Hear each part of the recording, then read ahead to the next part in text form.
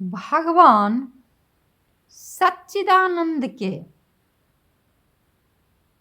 कोई जाति नहीं होते हैं, क्योंकि वे सभी मनुष्य के हृदय में भी हैं और समस्त जीव चराचर में भी हैं। वे दृश्य भी हैं और अदृश्य भी हैं।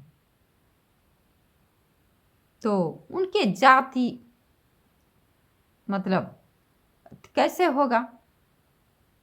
किंतु जब इस धरती पर माता प्रकृति की बेटी आती है, माता हिंद की बेटी आती है, तो भगवान सच्चिदानंद दृश्य रूप में प्रकट होते हैं और माता हिंद की बेटी भगवान सच्चिदानंद के गले में अपना वरमाला डालती है। हिंद की बेटी जो उनके गले में माला डाली, इसीलिए भगवान सच्चिदानंद को हिंदू कहा जाता है। जैसे आदि समय में जब हम कहानी सुनते हैं तो हिंद महासागर का जो मंथन हुआ था, देवता और दानव दोनों मिलकर हिंद महासागर का मंथन किए थे।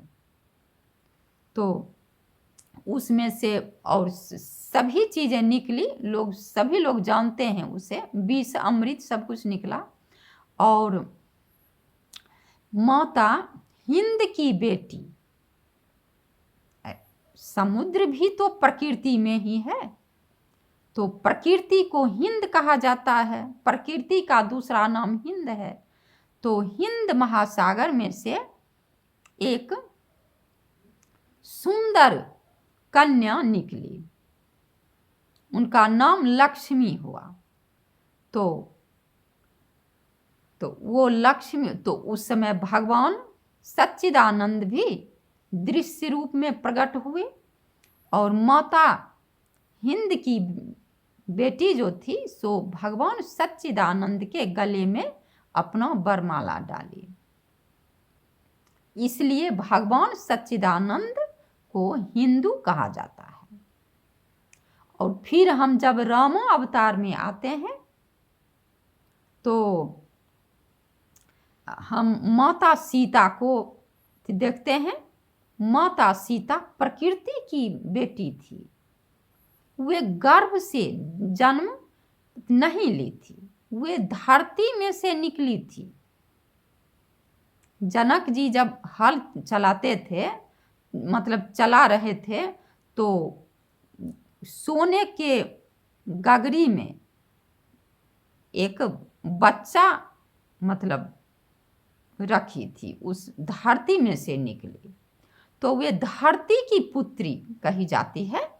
धरती किस में आता है? प्रकृति में। अब प्रकृति का दूसरा नाम हिंद है।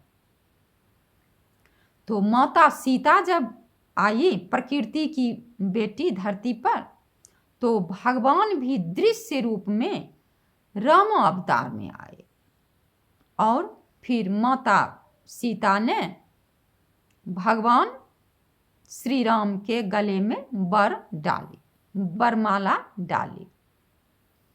तो इस प्रकार से जब जब माता हिंद की बेटी धरती पर आती हैं, तब तब भगवान श्री हरि सच्चिदानंद भी दृश्य रूप में धरती पर प्रकट होते हैं और माता हिंद की बेटी भगवान श्री हरि के गले में ही वरमाला डालती है।